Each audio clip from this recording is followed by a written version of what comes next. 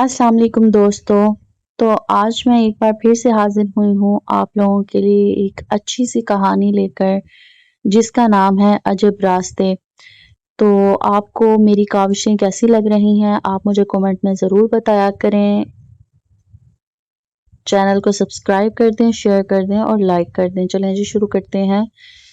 हम बहनें तो अब्बू के साथ गांव में रहती थीं, लेकिन भाई कराची के कॉलेज में ज़ेरे तालीम था। अब्बू गांव में अपनी जमींदारी संभालते थे, तभी जमीन छोड़कर बड़े शहर में रहना पसंद नहीं करते थे। एक रोज सुहेल भाई का खत आया। लिखा था, अब्बा जान, यहाँ अकेले इतने बड़े घर में दिल नहीं लगता, मुझे बड़ी वहशत होती है। आप खुदा के लिए फाइजा और आयमा को मेरे पास शहर भेज दीजिए, वरना मैं अकेले ना रह पाऊंगा और वापस गांव आ जाऊंगा। अब्बू इसे अच्छे इदारे से आला तालीम दिलवाना चाहते थे, बेटे की बात को ना टाल सके। अम्मी ने भी इसरार किया कि बेटा वहां परेशान है, बुआ हलीमा के साथ इन दोनों को सुहेल के पास कराची भिजवा दो, ये वहां अच्छे स्कूलों में पढ़ भी लेंगी। बुआ हलीमा मेरे वालिद की रिश्ता की बहन थी, इनकी कोई औलाद न थी। बेवगी के बाद वालिद साहब इनको अपने घर ले आए थे। वो हमारा अपनी औलाद की तरह ख्याल रखती थीं। यूं हम बहनें इनके साथ कराची आ गए। यहाँ के माहौल और गांव के माहौल में जमीनों आसमान का फर्क था। गांव से हमने सिर्फ 6 जमातें पढ़ी थी और यहाँ तो सारी लड़कियां ही स्कूल और कॉलेज जाती थी। हमारे दिल में भी शौक अंगड़ाई लेता कि हम भी पढ़ने जाया करें। जब हमने कराची के स्कूल में दाखला लिया तो ताया बहुत बिगड़े। कहा कि देख लेना, लड़कियां किसी दिन स्कूल से ही गायब हो जाएंगी। तभी मेरे वालिद ने हमारी देखभाल के लिए अम्मी को भी कराची भेज दिया। उन्होंने रिश्तेदारों की बातें सह ली, मगर हम पर तालीम के दरवाजे खोल दिए। हमारी खातिर बाबा आबद को भी कराची आना पड़ा, जो हमारा पुराना ड्राइवर था। वो हमें स्कूल छोड़ने और लेने आता था। मैं पढ़ाई में बहुत तेज थी, जबकि आयमा को घूमने फिरने का शौक था। मैंने जल्द मैट्रिक पास कर लिया और कॉलेज जाने लगी, जबकि वो अभी 8वीं क्लास में थी। अब हम दोनों बहनों के रास्ते अलग हो गए। आबिद बाबा पहले आयमा को स्कूल छोड़ने जाता, फिर मुझे। इसी तरह वापसी में भी हम अलग अलग वक्त पर घर पहुंचती थीं और कभी साथ आ जाती थी। एक दिन भाई ने बताया कि गांव से काफी मेहमान आ रहे हैं, तुम लोग जल्दी घर आ जाना। मैंने कहा ठीक है। 2 पीरियड अटेंड करने के बाद आयमा के स्कूल चली जाऊंगी और इसकी छुट्टी दिलवाकर हम जल्दी घर आ जाएंगे। कॉलेज से छुट्टी लेकर मैं आयमा के स्कूल गई। वहां इसकी क्लास फेलो से बात हुई। इसने बताया कि आयमा आज स्कूल ही नहीं आई। मैं खामोशी से वापस आ गई। इतने में छुट्टी का टाइम हो गया। मैं दोबारा आयमा के स्कूल गई। देखा तो वो गेट के बाहर खड़ी ड्राइवर का इंतजार कर रही है। मैंने इस वक्त इसे कुछ ना कहा कि सच तो बताएगी नहीं, फिर ऐसे पूछ कुछ करने का क्या फायदा। सोचा कि इसका पीछा करके पता करूंगी कि आखिर ये कहाँ जाती है। एक रोज मैंने नोट्स किया कि आज आयमा कुछ एहतमाम से तैयार हो रही है। इसने बालों में नए रिबन बांधे और आंखों में काजल भी लगाया, जबकि वो रोज सादगी से चली जाती थी। आज इसके कपड़े भी उजले थे और इसने इस्त्री पर काफी तवज्जो दी थी। मैं इसकी तैयारी और अंदाज को गौर से देख रही थी। इस रोज मैंने अपना आखिरी पीरियड छोड़ दिया और इसके स्कूल चली गई। छुट्टी होने में कुछ देर थी।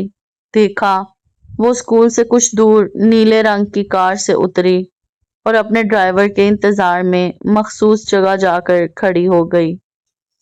وہ اپنے خیالات میں اتنی گم تھی کہ اس نے مجھے نہیں دیکھا، یہاں تک کہ میں اس کے قریب پہنچ گئی۔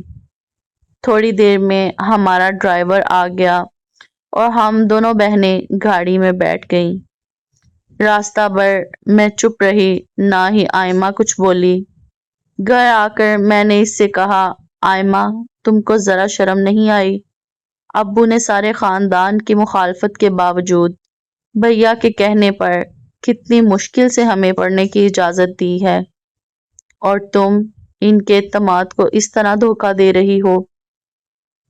کیا ہی اچھا تھا کہ ہم گاؤں ہی میں رہتی۔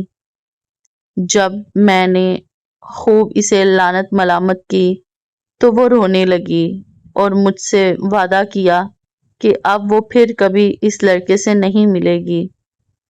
میرے پوچھنے پر اس نے بس اتنا ہی بتایا کہ وہ بہت اچھا اور شریف لڑکا ہے اور بہت جلد پڑھنے کے لیے لندن جا رہا ہے۔ امتحان کے بعد میں نے آئمہ کو امی کے ساتھ گاؤں بھجوا دیا۔ مجھے ڈر تھا کہ وہ کوئی غلطی نہ کر بیٹھے۔ بھیا کی شادی ہو گئی تو میں بھائی کے ساتھ کراچی میں رہ گئی اور آئمہ امی کے ساتھ گاؤں میں ہی رہنے لگی۔ وہ جب بھی کراچی آتی بہت پریشان ہوتی، اس لڑکے کو یاد کر کے روتی۔ میں اس کو سمجھاتی کہ پگلی بھول جا اس کو، کون تھا، کہاں گیا۔ وہ سمجھتی تھی کہ شاید وہ لندن چلا گیا ہوگا۔ وہ مجھ سے کہتی، باجی میں نے آپ سے وعدہ کیا تھا کہ اس سے کوئی واسطہ نہ رکھوں گی، اس لیے تبھی آخری بار ملی تھی۔ اس نے بتا دینا چاہا تو میں نے نہ لیا، اور اس نے جب میرا پتہ مانگا تو میں نے وہ بھی نہ دیا۔ میں ڈرتی تھی کہ اگر اس نے خط و کتابت کی کوشش کی تو آپ ابو کو کہہ دیں گی۔ آئمہ نے بتایا کہ اس لڑکے نے اس کو اپنی گھڑی بھی دی تھی کہ اس گھڑی کو دیکھ کر مجھے یاد کر لیا کرنا، میں اسی گھڑی میں ٹائم دیکھ کر تمہارے پاس آیا کرتا تھا۔ چھوٹی بہن کو روتے دیکھ کر میرا دل پسیجنے لگا اور میں خود کو مجرم سا محسوس کرنے لگی۔ ایک روز اس کے رونے پر مجبور ہو کر میں نے ایک ہفت روزہ میں اشتہار دیا اور پورا واقعہ بھی لکھ دیا۔ آئمہ بتاتی تھی کہ وہ بھی گاؤں کا رہنے والا تھا اور 2 بہنوں کا اکلوتا بھائی تھا۔ ہفتہ میں ایک دن آئمہ اسکول سے چھٹی کر کے اس سے ملتی تھی۔ وہ اسے گھمانے لے جاتا۔ وہ کہتا تھا کہ آئمہ میں تم سے شادی کروں گا، اس سے پہلے کبھی تم پر بری نظر نہیں ڈالوں گا۔ کبھی کبھی وہ صبح اٹھ کر میرے پاس آ جاتی اور کہتی، باجی آج میں نے اس کو خواب میں دیکھا ہے۔ میں اپنی بہن کو سمجھاتی کہ دیکھو تم ابھی نہ سمجھ ہو، مردوں کو نہیں جانتی، وہ تو تم کو بھول بھی چکا ہوگا۔ کسی کا خیال اتنا نہیں لگا لینا چاہیے کہ آدمی نفسیاتی مریض بن کر رہ جائے۔ وہ بیچاری چپ رہ جاتی، اپنا دکھ میرے سوا کسی اور سے بانٹ بھی تو نہیں سکتی تھی۔ چند روز کراچی میں رہ کر وہ گاؤں چلی گئی۔ اس کے جانے کے بعد بھائی میرے لیے اپنے ایک دوست فیروز کا رشتہ لائے۔ اس کی بہن اور امی ہمارے گھر 1-2 بار آ چکی تھیں۔ انہوں نے مجھے دیکھا اور پسند کر لیا۔ کچھ دنوں بعد فیروز کی امی نے بھابھی سے رشتے کے لیے ذکر کیا تو بھائی نے امی ابو کو گاؤں سے بلوا لیا۔ میرے والدین نے لڑکے کو دیکھا اور سوچا کہ رشتہ اچھا، ہماری لڑکی بھی کافی پڑھ لکھ گئی ہے، اب کسی ان پڑھ سے نباہ مشکل ہے۔ تبھی انہوں نے بہت سوچ سمجھ کر میری منگنی فیروز سے کر دی کہ وہ بھی اعلیٰ تعلیم یافتہ تھا۔ آئمہ کی منگنی ماموں کے لڑکے سے ہو گئی۔ وہ صرف میٹرک پاس تھا، گرچہ ماموں کی کافی زمینیں تھیں، لیکن بیٹے نے میٹرک کے بعد تعلیم کی طرف توجہ نہ دی۔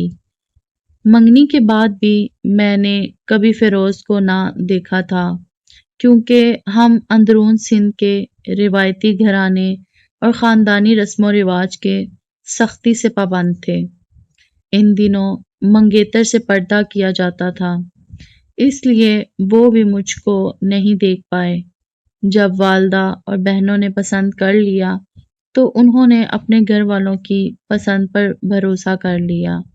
منگنی کے بعد صرف 2 مرتبہ وہ ہمارے گھر آئے، وہ بھی عید کے دوسرے روز۔ بھائی کے ساتھ آئے اور انہی کے ہمراہ کراچی چلے گئے۔ وہ صرف 1 روز ٹھہرے۔ وہ مردان خانے میں جو گھر سے تھوڑی دور ہی بنا ہوا تھا۔ آئمہ کو البتہ میرے منگیتر کو دیکھنے کا بڑا شوق تھا، مگر جب بھی وہ گاؤں آتی اتفاق سے فیروز بھیا کے گھر نہیں آ پاتے تھے۔ منگنی کے 6 ماہ بعد شادی کی تاریخ رکھ دی گئی اور تیاریاں ہونے لگیں۔ میرے ساتھ آئمہ کو بھی مایوں بٹھا دیا گیا۔ ہم دونوں بہنوں کے ساتھ رخصتی ہونا تھی۔ اس کی بارات حیدرآباد سے آئی تھی اور میری کراچی سے۔ شادی کا دن آ گیا، رخصتی ہو گئی اور میں رات 10 بجے دلہا کے گھر پہنچا دی گئی، جبکہ آئمہ بیاہ کر حیدرآباد چلی گئی۔ رواج کے مطابق ہم دونوں کو 7ویں دن میکے آنا تھا۔ اتوار کی صبح 8 بجے میں امی کے گھر آ گئی اور آئمہ کوئی 2 بجے حیدرآباد سے آئی۔ ہم دونوں ہی اپنی اپنی جگہ خوش تھیں۔ آئمہ کی شادی اپنوں میں ہوئی تھی، اسے ابھی تک میرے دلہا کو دیکھنے کا اشتیاق تھا۔ ہماری شادی والے دن تو وہ خود دلہن بنی ہوئی تھی، اس لیے فیروز کو نہیں دیکھ پائی۔ بار بار کہتی کہ باجی تمہارے دلہا کب اندر آئیں گے کہ میں ان کو دیکھوں۔ رات کے 8 بجے فیروز آئے۔ میں نے ان کو بتایا کہ مجھ سے زیادہ میری چھوٹی بہن آپ کا انتظار کر رہی ہے۔ میں آئمہ کو کمرے میں لے آئی۔ اس کو دیکھتے ہی وہ بجھ کر رہ گئے، بولے آئمہ تم؟ وہ بھی حیران تھی، بولی وجاہت تم؟ میں فیروز کا نام وجاہت سن کر حیران رہ گئی۔ پتہ نہ تھا کہ اس کے 2 نام ہیں۔ پیار سے ان کی دادی ان کو وجاہت بلاتی تھی، لہٰذا گھر میں انہیں یہی کہا جاتا تھا اور اسکول میں نام فیروز لکھوایا گیا تھا۔ انہوں نے آئمہ کو اپنا گھر والا نام بتایا ہوا تھا۔ اب میری بہن کا یہ عالم کہ چہرے پر خوشی کی جگہ زردی چھائی تھی، وہ بجھ کر رہ گئی، پھر کرسی پر بیٹھتے ہی بے ہوش ہو گئی۔ اس کو اسپتال لے گئے۔ میں فیروز کے ساتھ رات کو گھر واپس آ گئی۔ میں نے ان کو قسم دے کر پوچھا تو انہوں نے ساری بات سچ سچ بتا دی، وہی باتیں جو آئمہ بتایا کرتی تھی۔ آپ نے آئمہ کو اپنا نام وجاہت کیوں بتایا تھا؟ وہ بولے مجھے اپنا نام وجاہت ہی پسند تھا، گھر والے بھی اسی نام سے بلاتے تھے۔ بے شک مجھے اس سے محبت تھی، مگر آج سے تم یقین کر لو کہ وہ میری بہن ہے۔ فیروز نے شاید آئمہ کو بلا دیا تھا، لیکن وہ اس کو نہیں بلا پائی تھی۔ اس کے بعد اگر آئمہ میکے آتی تو میں ہی اس سے ملنے امی کے گھر چلی جاتی، لیکن وہ میرے گھر نہیں آتی تھی۔ شادی کو 1 سال گزر گیا، لیکن پھر کبھی آئمہ اور فیروز کا سامنا نہیں ہوا۔ مجھے اللہ تعالیٰ نے ایک بیٹے سے نوازا، آئمہ بھی ایک بچی کی ماں بن گئی۔ اس کے سسرال والے آئمہ سے شکوہ کرتے کہ وہ اداس رہتی ہے اور اس کا دل ابھی تک شوہر سے نہیں لگا ہے، گھرداری میں بھی دلچسپی نہیں لیتی ہے۔ 1 بار اس کا شوہر میرے پاس آیا اور کہا باجی آپ اس کو سمجھائیے، وہ مجھ سے سیدھے منہ بات نہیں کرتی۔ یہ سن کر مجھے بہت دکھ ہوتا ہے، مگر میں اس کو کیا سمجھاؤں کہ مجھے خود اپنے سرتاج سے محبت تھی۔ تو دوستو کیسی لگی میری یہ کہانی؟ مجھے کمنٹ میں ضرور بتایا کریں اور میرے چینل کو سبسکرائب کر دیں، شیئر کر دیں اور لائک کر دیں۔